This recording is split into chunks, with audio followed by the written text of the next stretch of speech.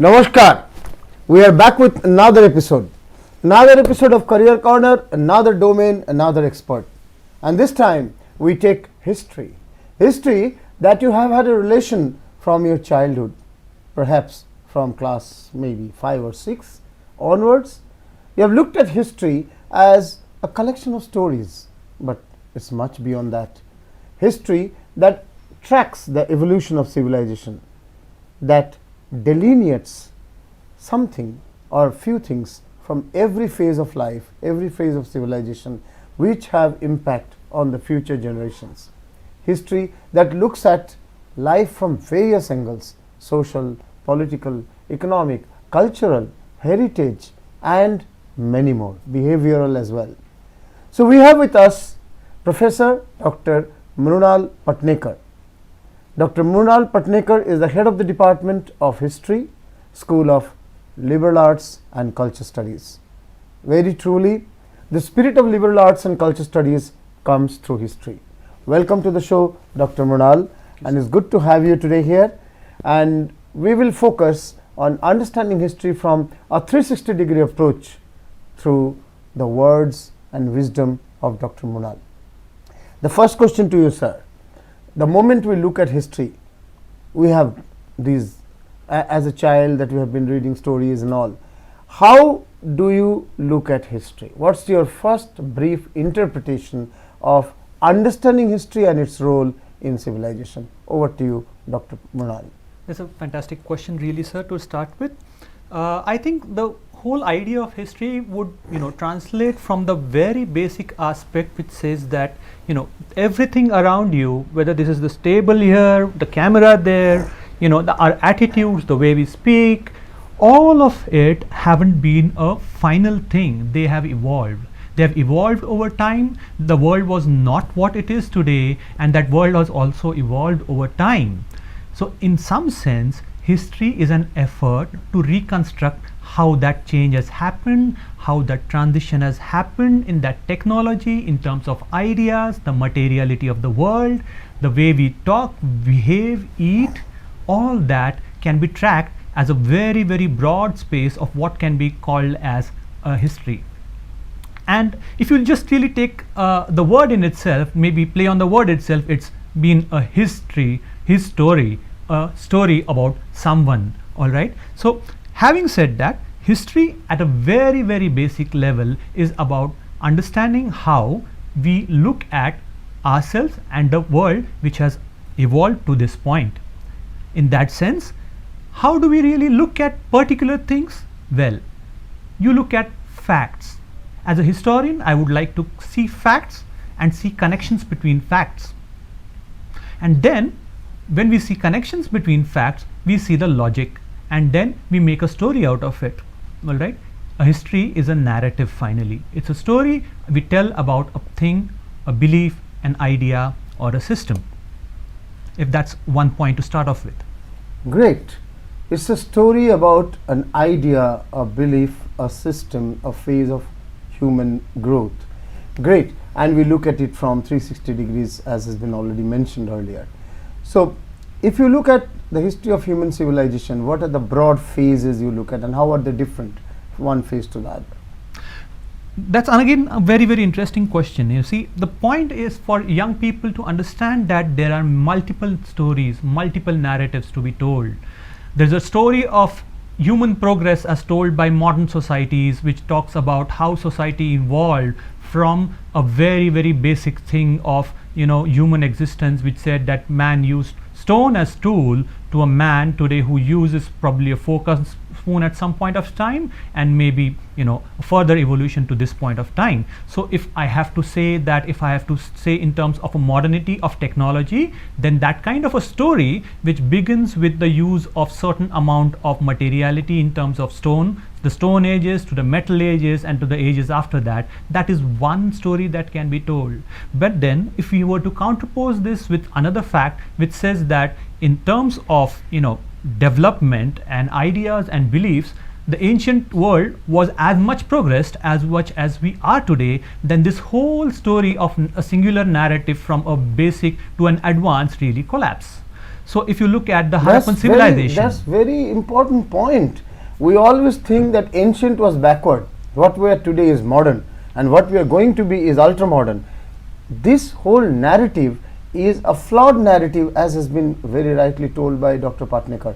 Please explain that with examples. You were talking about Harappan culture. yes, so exactly the point. You see, if you look at large parts of rural India, non-metropolitan India, and you look at the systems of sanitation and drainages, it's only after Swachh Bharat that a basic infrastructure is coming into place in a lot of places. And you look at a civilization which is at least 4,500 to 5,000 year old, and you look at the evolved system of drainage that you have.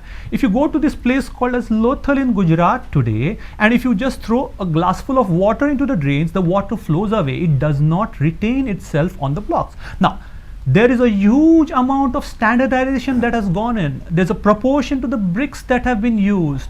All right. There is a proportion of bricks that has been used. There's a standardization in place, and the materials are strong enough to have carried through the last 5,000 years through of history. Now that makes one wonder what happens to our notion of progress as we understand today, and you try to counterpose it with civilizations which are thousands of years older than us. Great. And that shows that we progress, yes, but there could be moments in the past which had progressive elements much better than what we have evolved later. For example, with respect to status of women, with respect to even scientific developments, the traditional, the earlier sciences at times, with respect to many other aspects, medical sciences, there have been certain moments in history which could give a challenge to what we consider as modern and today. If you can explain the evolution of history in phases, like this phase is called as this era or this age, and then this age, if you could bring that sort of understanding of the human civilization's growth. I think the basic narrative of human beings to adapt to, into quote, the nature and the world, that still has a centrality of understanding. Like if you look at stone technology itself, and archaeologists and anthropologists have posited it in different ways, the whole exercise of shaping an initial tool took lakhs of years.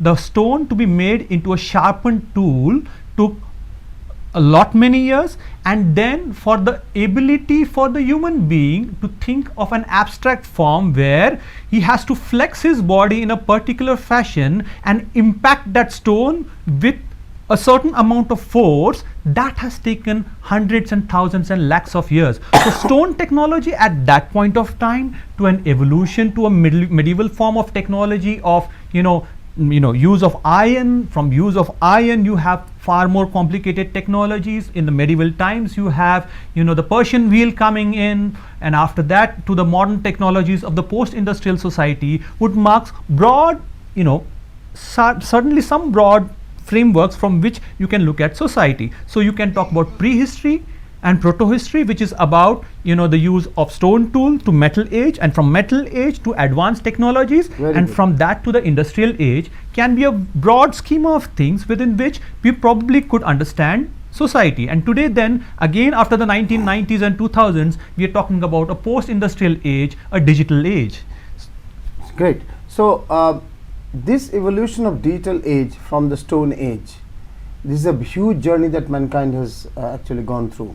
And people say that in the last 20-25 years, the history of mankind has taken a qualitative, complete qualitative shift or evolution, or whatever you call it.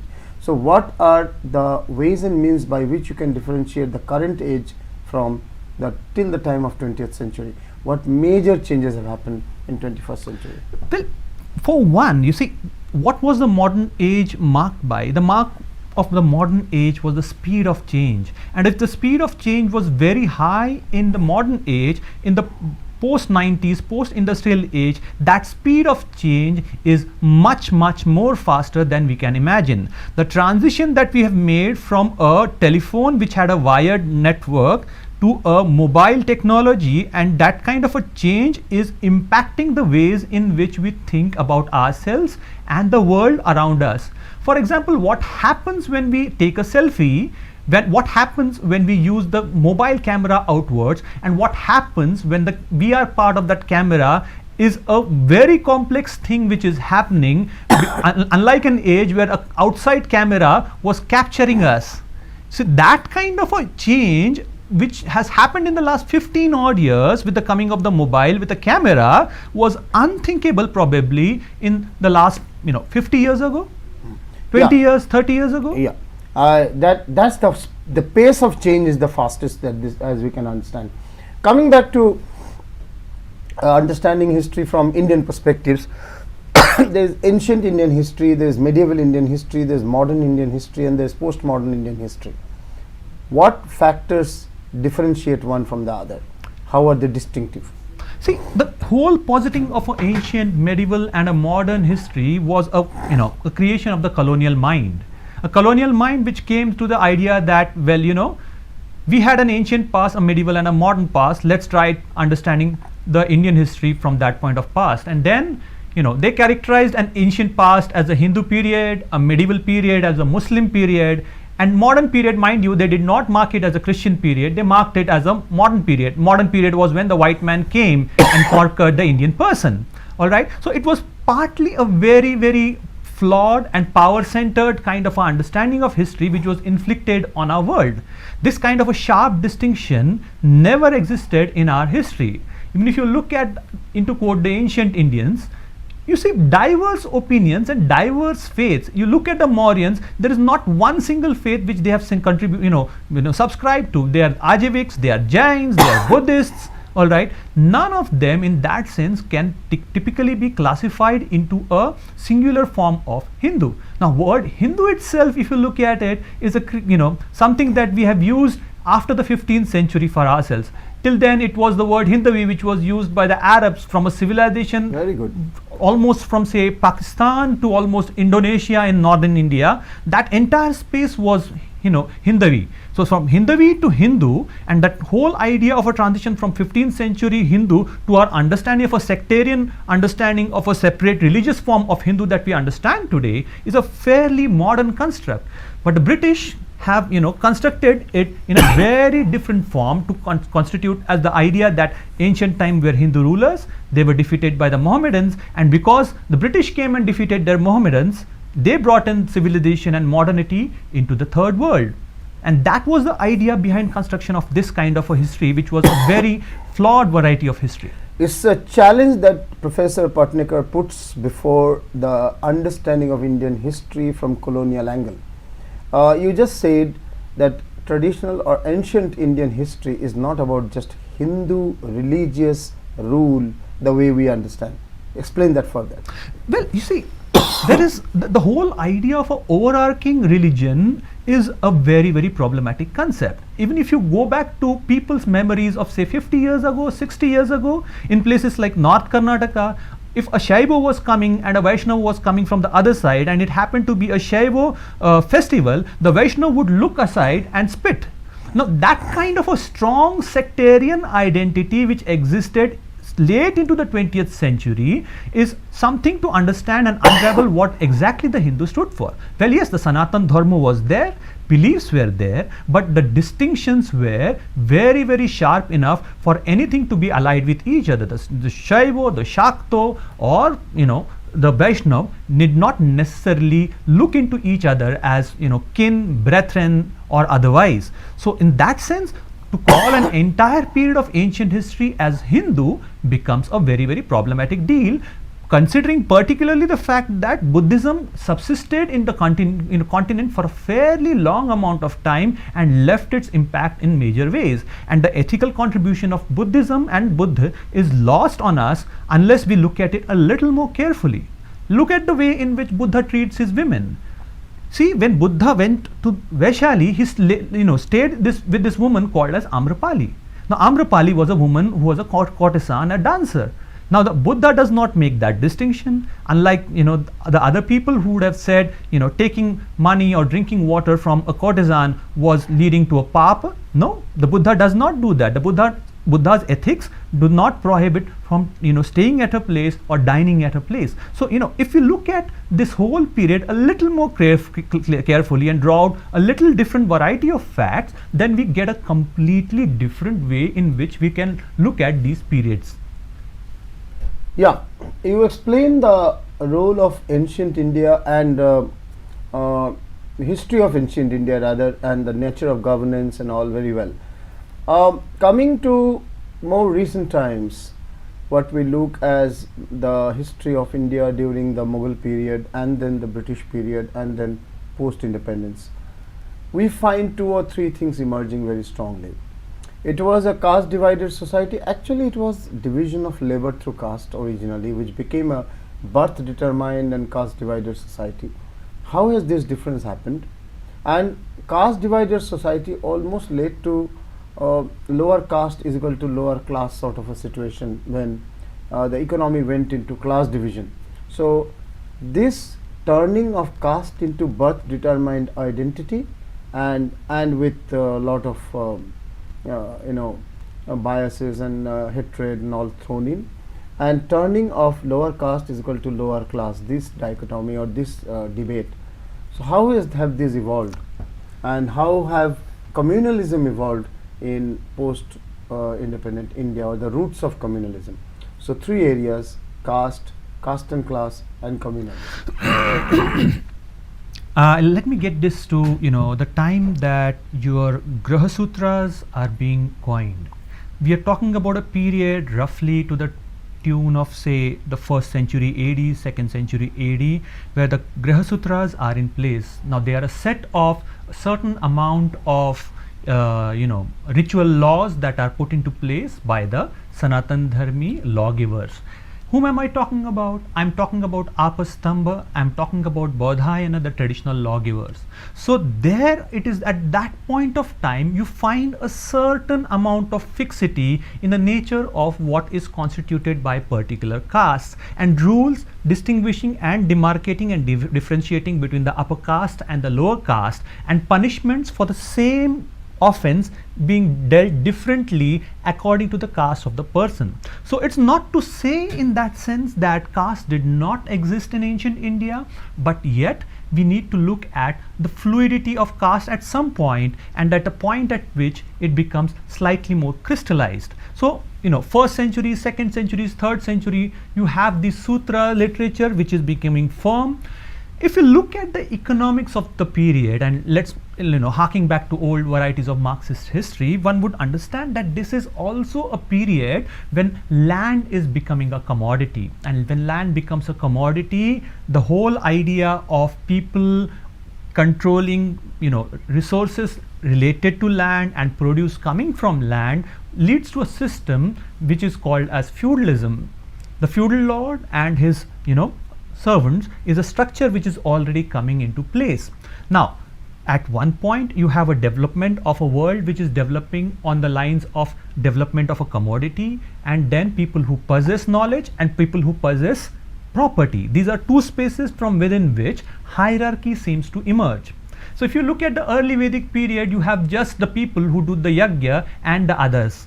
That changes by the 6th century BC, and from the 6th century BC to the 1st century AD, you have this transition towards one, the ritually pure people who are the people who do the yajna, and there are people who protect land, all right, because land is important because it gives you produce, who become the Kshatriyas. So this kind of a transition broadly is happening in early agrarian societies which are moving towards feudalism.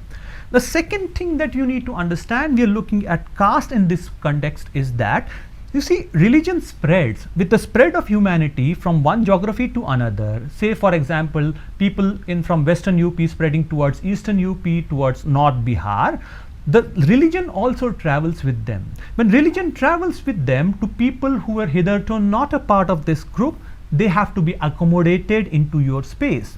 Defeated kings, defeated populations, populations on the outer fringes of society who were not a part of your system, religious system, are accommodated, and a lot of times these are the people who are accommodated as the lower caste because they are not deemed to be fit to be given the upper caste structure of society.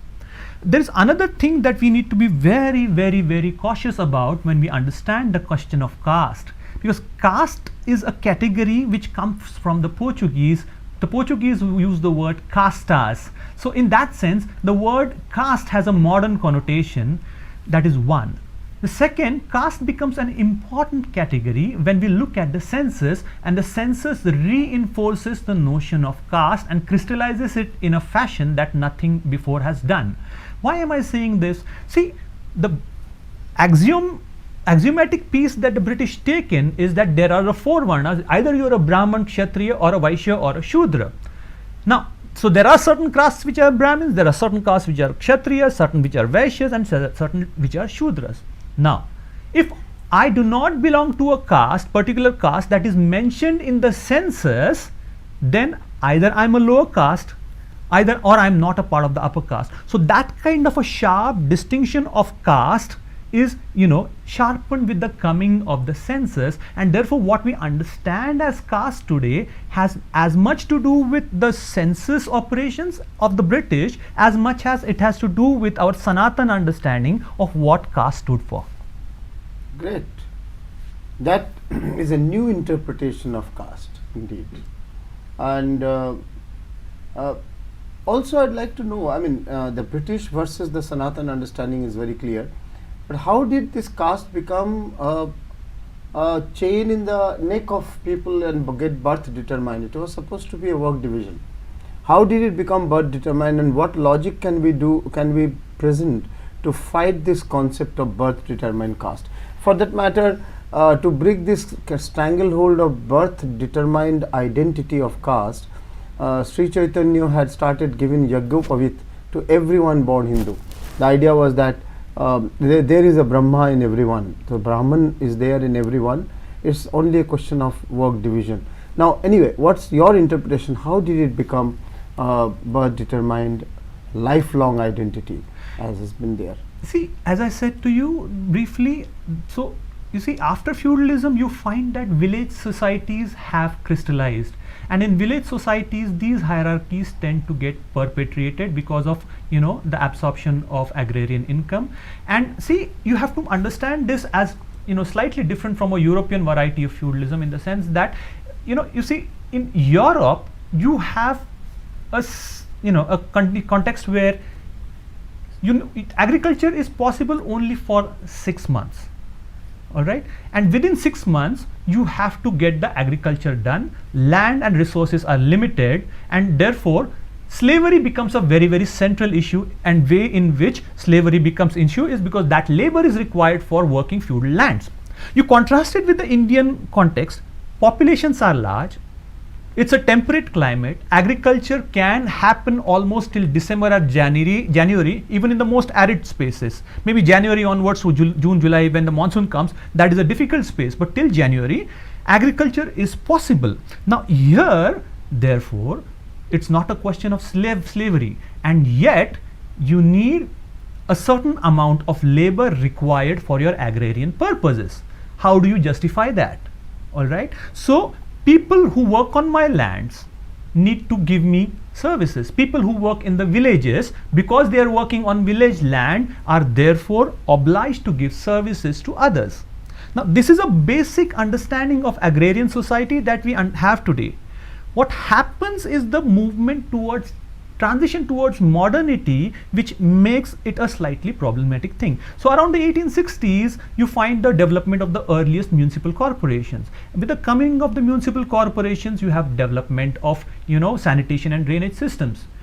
In traditional societies, you did not necessarily need people to clear your, excreta or dirt that is generated. But after the coming of the British drainage system, then they required people who, service this, this requirement of cities. And so you needed people whom you could, inflict this upon.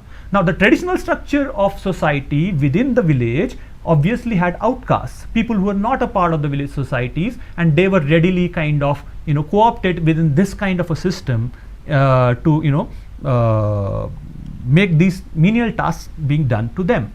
If I have to go back to your example of Chaitanya, I think we need to go to also, bhakti movements in the rest of India. So if you look at southern Maharashtra and northern Karnataka, the period between 12th to the 16th century, you find an efflorescence of trade, and with trade, you have many middle castes which also tended to become relatively prosperous, and it is from among these castes that you find representative people coming in who become the saint poets.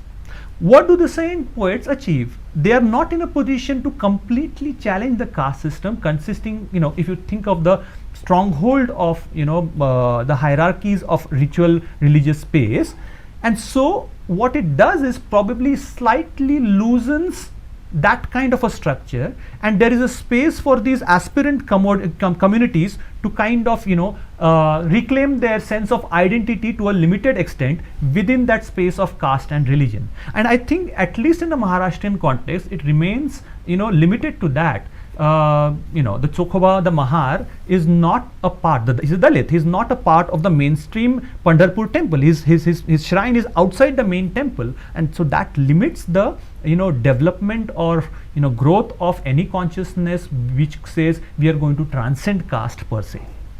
That makes it imperative for modern India to understand that caste cannot be determined by birth in the real sense, and it was not destined to be, it was not planned to be so. That's one point. And second, transcending the barriers of casteism, particularly casteism based on differences and hatred, that needs to be done very urgently. The other challenge at this point of time has been communalism.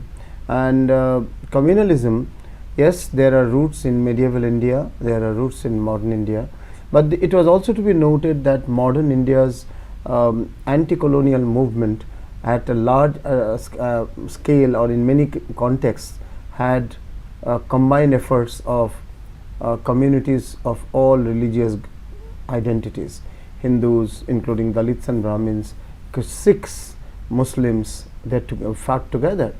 Bhagat Singh to Asfaqullah, Chandrasekhar Azad to Rajguru, and many others, Khudiram to many others.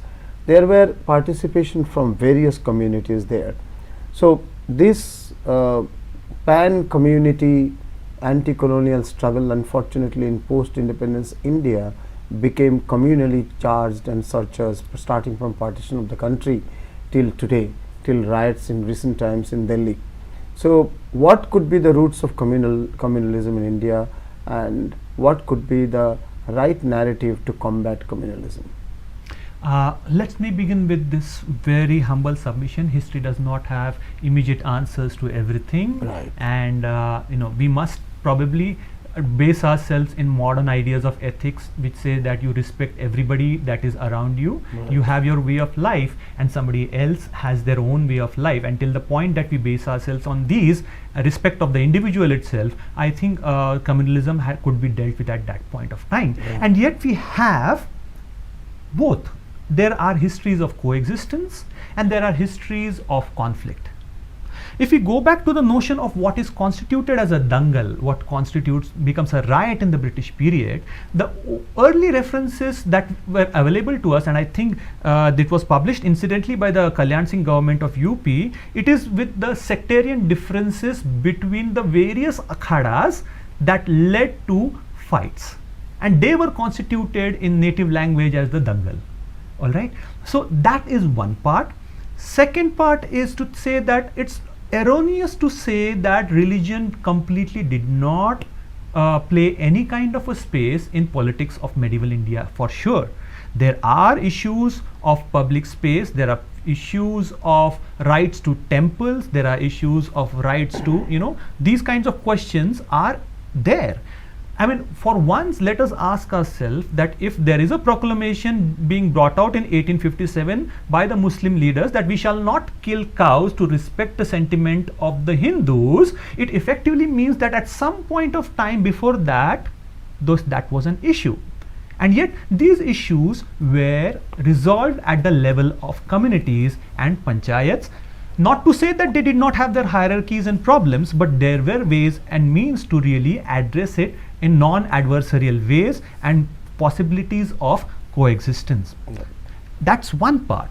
The second part, as I said, is the role of the British in creating this space of antagonism is one major way in which to understand this, that the creation of the history is one way. I pointed out that creation of a monolithic Hindu versus the Muslim, and how the Muslim defeated the British, or the Muslim defeated the Hindus and the Muslims were defeated by the British. This kind of a narrative is very, very strongly imbibed into our histories, and that has not been completely undone as far as the laicization, the commonplace, common sense that it has acquired is a very serious problem even today. That is one area, and the British using one community against the other. Interpretation of history has been at the root of communal tensions. Very well said, because there were armies of Mughals which were led by Marwari or Rajasthani leaders at times, Rajasthani generals. There were armies, and there were small battalions of Shivaji which were led by Muslims, and one of the bodyguards of Shivaji was a Muslim. So to interpret this entire discussion as a Hindu versus colonial with no role of the Muslims, or Hindus versus Muslims with no mutual generals from other coexist, this was completely wrong. These were actually battles among emperors, among empires. It was colonial versus safeguarding our own country, our own land rather, not the country sense may not have been there, our own land. That battle was there. It was not a Hindu-Muslim battle. It was not a Hindu-Christian battle. So it was more in terms of emperor and the control over their land and resources and people. That was at the helms of, at the root of these things. However, they have been turned into communal battles, or communally determined battles, by misinterpretation of history in a way. I have a small point to make, and this is a very interesting point that Ashish Nandi makes in a very recent interview that he did at the Kolkata Book Fair. And he says that it's not that these identities did not exist priorly. The whole reference to an identity which identified myself with a desh, Amar Desher Badi, alright, the land to which I belong, that existed. But to continue to take it to the level of what we understand it as nation today, and loyalty of one group to the nation and other becoming suspect, is a modern idea that did not exist in pre-modern times. That has to be distinguished from the identification which I may have for my desh, that is my native land. But that to conflate that with the idea of nationhood and patriotism to a nation is taking it to another level. You see, and that exactly is the difference between my affinity towards my native place and desh, and the whole identity of nationhood to something. So native place and the nationhood, there is a difference. Very well said. But there is also a difference of, I am fighting for my desh or native land, not necessarily for the religion. Not religion. So the interpretation of equating every Hindu-born ruler as Hindus fighting against Muslims was wrong. Fairly erroneous. It's fairly erroneous. And you see, if you see, a lot of interesting work has gone by in the last 10-15 years, and one major departure was a book by Harbans Mukhia, where we dealt with how courtly and popular cultures existed and evolved. What he points out is that Mughal women, at least in the Mughal families, were not restricted in the ways in which we understand today. The whole idea of drawing a ghungat, covering the woman into the harem, apparently was an effect of Rajput rituals which were borrowed from Akbar onwards. That kind of a space being denied to women was not known to women before Akbar. You see, these women were fairly independent, wrote, they were very well read. The Humayun Nama is written by a very intellectually sharp woman. She knows what she is talking about, what she is writing about. These women were part of the politics of the period. Aurangzeb's war of succession with his brothers is heavily interceded by which of his sisters supports him or the other brother. Very much. So it's about power. Absolute power. It's about power, it's about control, it's about land and resources and people, and very, very less about religion. But exactly. Later interpretation from British to the right-wing interpretation of history has actually made them inter-religious conflicts. Absolutely. So move on to the post-independence India and talk about how communalism has gained ground in the last 70 years? See, it has, see, democratic politics and the politics of a republican form that we have followed till date essentially has to do with electoral politics. At one level, getting masses to vote for you has been a central concern. Now that happens with even nationalist politics. That legacy goes back to nationalist politics. So the easiest way to hark back upon is to go back to your primordial identities, identities of caste, identities of religion, which begins with the British period, and it has taken it to a culmination till this point where caste and religion become very, very central to any kind of a electoral exercise as it happens today. So the whole aspect of democratic politics, where you have a broad-based understandings of the into quote needs of people, that simply does not seem to happen as far as public discourse. Even a lot of news discourse that you see today is full of this kind of rabid catering to caste, catering to religion kind of a discourse that happens.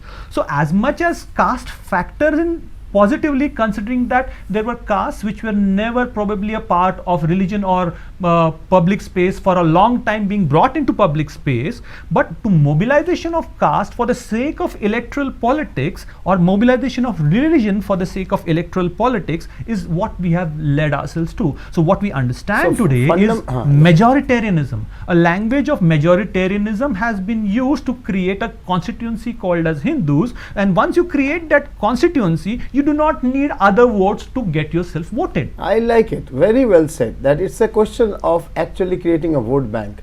And to create that vote bank, apparent inter-caste conflicts have to be shown lower or reduced, and partially fictitious identity has to be created across multiple castes, so that you have a huge number being clubbed together as Hindus and behind you, which can.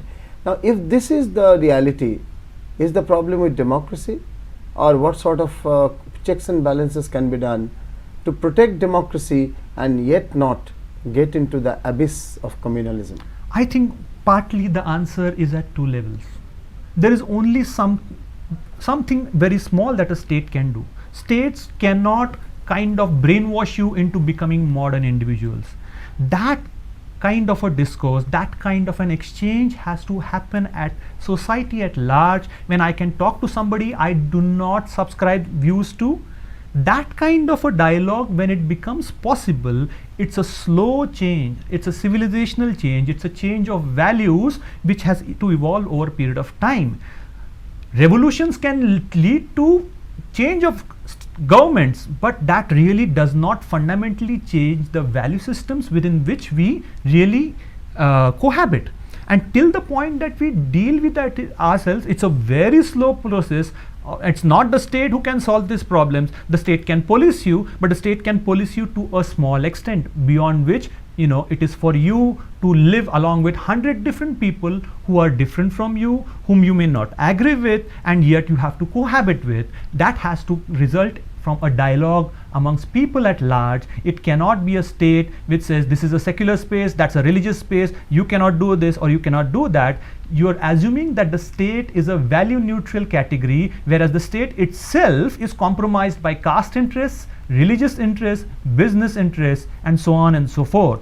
So, any answer to this kind of a problem of communalism cannot be a simple modernist statist understanding which would say, we will stop the communal problem here, and it has to be a more broad-based understanding of living with communities and communities cohabiting with each other and having a civilizational dialogue. I totally agree. At the intellectual level, at the cultural level, there has to be a civilizational dialogue, as you say, and culture of coexistence has to be brought in. But at the political level, when there is an action point, vote bank politics or creating large mass of concocted identity or semi-real identity, whatever you call it, large mass of people behind you is a natural purpose of every politician. Now, given that, what sort of, I understand, merely changes of laws will not lead to changes in social mindset.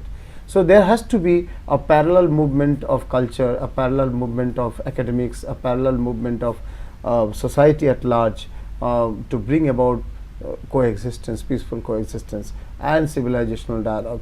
But on the other hand, what sort of legal changes, what sort of constitutional changes, what sort of structural changes in governance can be done to bring the influence of communally surcharged vote bank politics lesser and lesser in India? Because that's a need of the time at this point of time. I think, you see, there's this problem which is not just about communalism, it's also about the question of governance, which within the democratic space, which needs to be addressed.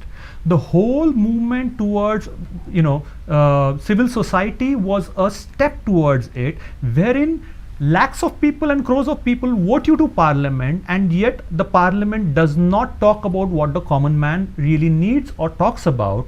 To check that, a civil society movement consisting of representatives of people working at various levels in society outside the state was constituted as a kind of a pressure group which would pose questions on behalf of the people to the parliament. Now, once that got converted into a political movement, it collapsed. The autonomy of a civil society initiative at some point has to be kept active and going for a democratic, functioning to happen. That's one. Electoral politics is one small part of democracy. The whole necessity of people to come together for their needs, for their rights, and struggle and coming out and protest was very central to this incipient nation of a modern constitution that we accepted. Now, if that protest, that voicing of opinions, all said and done, the communist parties or socialist parties played an important role in bringing people's issues to the forefront. That was central to forming public opinion and debate and pressure on parliament. Yes, now that is dead. First 40 years that was true. That has now but died. Last 20 years it has been actually dying. It's dead. It's dead in the last 20 years. And that, I think, is a very central aspect of democracy, where you generate opinion based on people's needs and people's interests. And now, if once you put that aside and once that discourse goes into the dustbin, you can easily replace it with caste, religion, and what you like. I totally agree from the political point of view, from the social point of view, but I have also thought that the fact of that we have this simple majority system by which first past the post wins the election, even with 36% or 31% of votes, out of those which are polled, you can rule the government, you can rule the control the institutions, you can rule. And this was true whether it was a Congress government or a BJP government, whichever, irrespective of party. This system leads to consolidate, this attempt to consolidate 30% of voters, and 30% of voters can be consolidated on any ground for that matter. So this therefore there has to be a need of a different system of governance, a different system of electoral politics, where perhaps we need to bring in constitutional amendments for that, and simple majority or first past the post may be amended in a complex situation of Indian population or Indian nation. Many European countries have experimented with different sorts of models, like proportional representation plus first past the post together. Many methods have been taken to actually protect the small groups of people on any identity, whether caste based or communal or regional. So some sort of changes has to be there at that point. Yes, you wanted to say something. Yes, this is interesting in one sense that one of the earliest praise to this kind of a majoritarian politics was not the Muslims, it was the Dalits, it was Ambedkar. Yes. If you look at the Pune Pact of 1932, what was Ambedkar fighting for? Ambedkar was fighting for separate electorates for the Dalits. And his argument is, if you've given it to the Christians, you've given it to Anglos, what is it that keeps you from giving it to the Dalits? Now, Gandhi has a very ethical position on, keeping, not drawing people out of their religious space into identities that did not belong to them, and that kind of ethical violence, which he does not agree to, is one part. But the whole idea that Baba Saheb accepted a point where Dalits would be given representations from within the general electorates without being given separate electorates. What resulted from this was the first major elections after 37, and you find it as a pattern to the 1950s and 60s.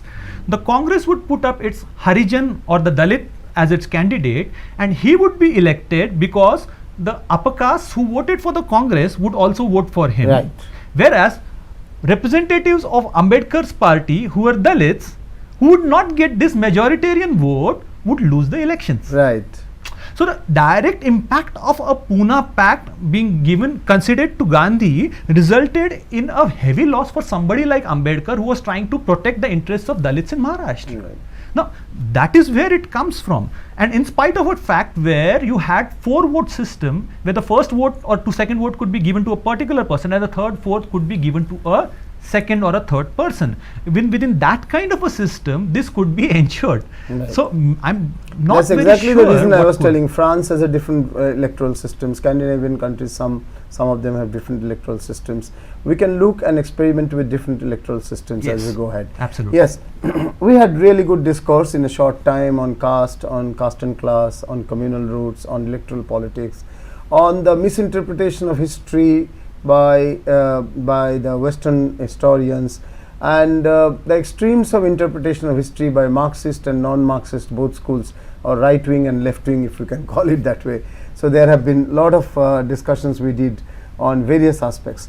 Let's come back to more brass tacks. You are teaching, you are mentoring youngsters in history, and there are students and there are learners in history in your department. So what are the programs you are offering at the bachelor's and the master's level, and how unique are your programs on history than similar other programs in other universities, because most universities do have social sciences and do have history as a department? You see, we follow the CBCS system of the UGC, and that's there. I mean, we are work within a structure that is given by the government and the University Grants Commission, and it's a very robust, strong structure of syllabi which takes you from ancient to modern to medieval histories, the whole gamut. You get the whole gamut of world history. If you look at the syllabus that we are offering here, it compares to the best universities in terms of the fact that it forms a basic grounding for anybody appearing for something like the West Bengal Public Service Commission or the Union Public Service Commission. Their bases are clearly and cleanly covered. The second part, though, has much to do with classroom pedagogy, and that is where our intervention comes in. Students have to do book reviews, article reviews, and put forth whatever they feel about, they think about how they have understood that article or how they have understood the book. Now that leads to some sort of a understanding and questioning within the class as to whether they have learned something new, something understood, something afresh or not. That's one way of dealing with it, with presentations happening, book reviews. The second aspect is we are trying to orient students to further new careers. You see, not everybody becomes a civil servant. There are alternatives, and huge alternatives, when somebody migrates out of history into different areas. What we are exploring is the heritage tourism concept, which is becoming big today.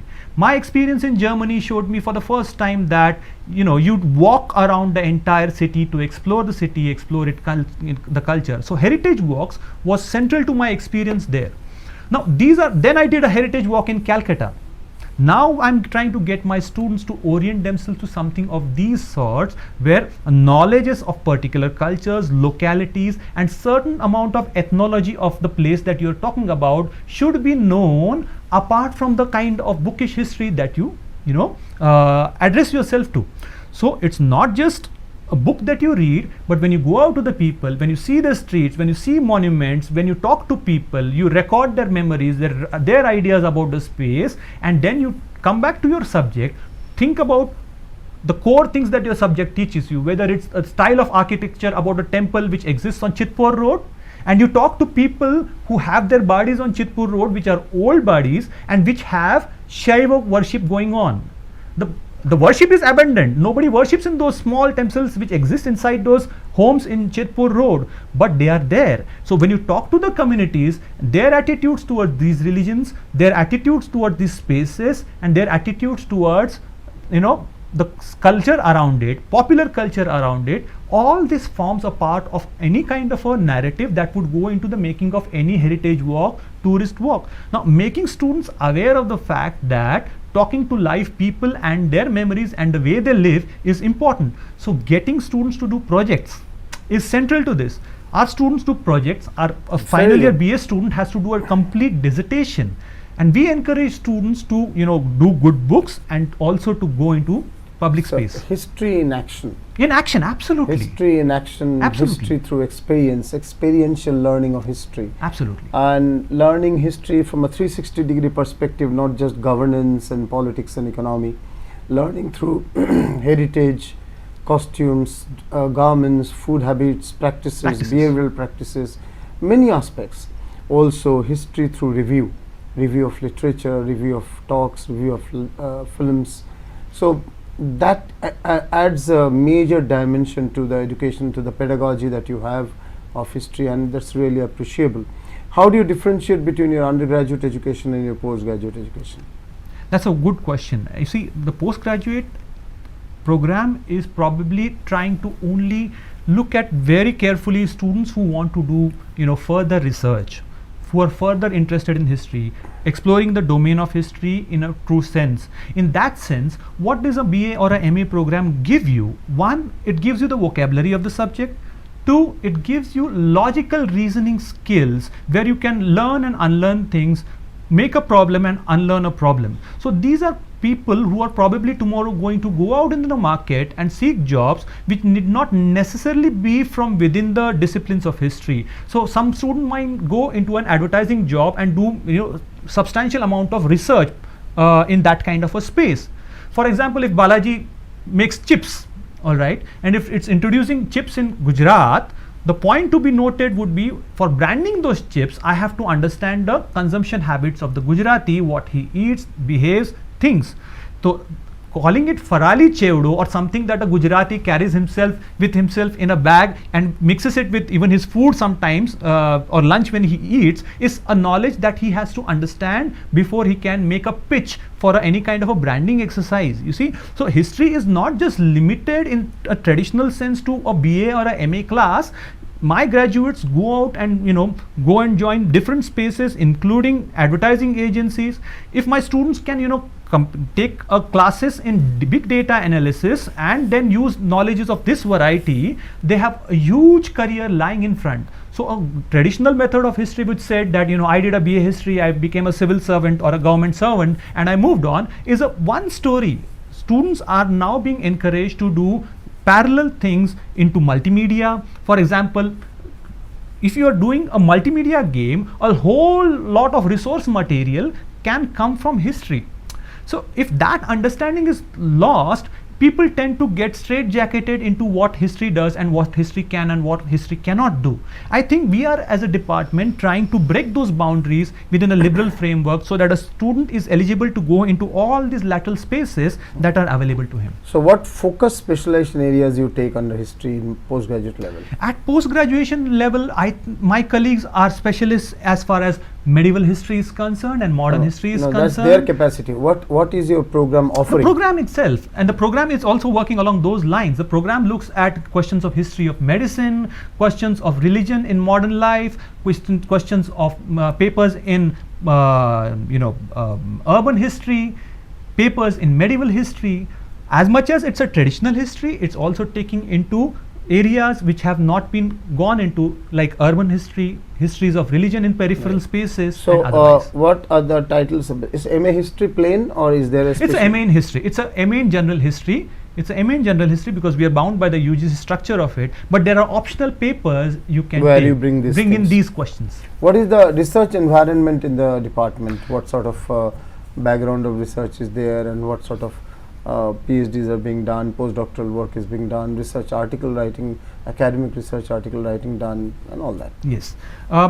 My colleagues are from absolutely reputed universities like JNU and otherwise, and so they have a robust research experience going behind. They have fantastic articles to their credit in Scopus journals. So that aspect is really clean. When you come to students, you have 7 PhD students, 1 MPhil student, and they're working in diverse areas. One of them is working on the dye, history of the dye in the Bengali context. what happens to the dye when the colonial system of medicine comes in, and how the transition happens to the dye from a dye to a nurse, and what is happening to our traditional skills, and what does British medicine do to that. So it's a very interesting area that she is going into. Another of the students is going into the identitarian politics of the Namoshudros. A history of the Namoshudros, a pioneering work has been done by other historians like Shekhar Bandyopadhyay, but now they are looking at specific geographies and migrations of people into those geographies, their identities and their sense of politics in the present. So these are a couple of topics that I can very good topics. For example, the second one can lead to understanding of migration, intra-nation migration or within nation migration. Absolutely. As well. Yeah, and can have policy implications. Yes, implications there. So what are your future plans for the department to go to the next level, both in terms of delivery of education and in terms of research?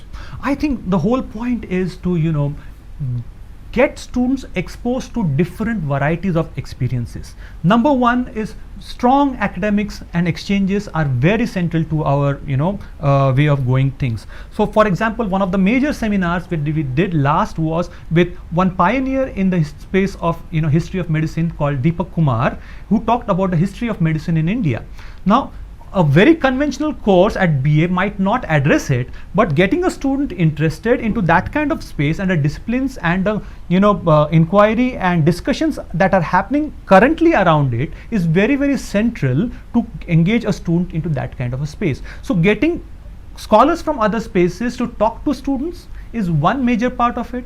Second, trying to kind of build connections with industry is something very, very important, and that was what the second webinar really connected to. So it was about heritage walks in Calcutta and whether there are opportunities for young people to get into entrepreneurial spaces as far as conducting these spaces or tourism is concerned. So as a person who's in charge of a department, I'm really worried in these terms as to whether the historian who is a budding student goes into the different options that are available to him rather than getting himself straitjacketed into singular careers.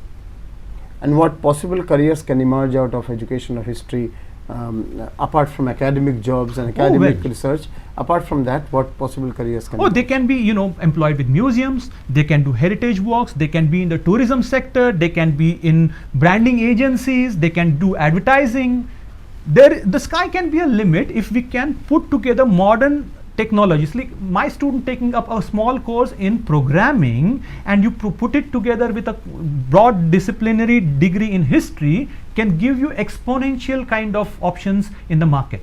It is no longer this whole old variety of civil service and babu culture that we need to necessarily cater to. Fabulous. That actually brings us to certain very challenging thoughts for times to come for learners of history. To give a 1 minute summary to that, understanding of caste from a different perspective and not birth determined, and how did it become birth determined, to challenge those ideas, to understanding of community and governance and conflicts of quote unquote medieval India, not in terms of only religious connotation but in terms of fight for land and clash of empires and kingdoms and all that. Understanding of history not from an extreme Marxist perspective of looking at only economy and politics, and not from an extreme right-wing perspective looking at from only birth determined identities, but from a plethora of coexistential aspects. A fabulous concept there. Looking at communalism's roots in India, particularly post-independence, and the dynamics of declining protest movements and democratic spirit on one side, and the rise of vote bank politics through various caste, religious and regional considerations on the other side. These have been brought forth effectively by Dr. Mrunal Patnekar, the head of the Department of History, School of Liberal Arts and Culture Studies. Thank you, Professor Dr. Mrunal Patnekar, for a very engaging 1 hour of discussion, and I hope youngsters who have listened to it have understood the liberal spirit of history, the scientific approach to history, alternative narratives and understanding of that, learning history not just through battles and politics and a bit of economics, but through a variegated sources, and learning history in action and blending history with technology. I hope these will show directions for your future education of liberal arts and history. With that, we bring this session to an end, and thank you once again, Professor. Thank you, sir. It has been a very engaging discussion. Namaste.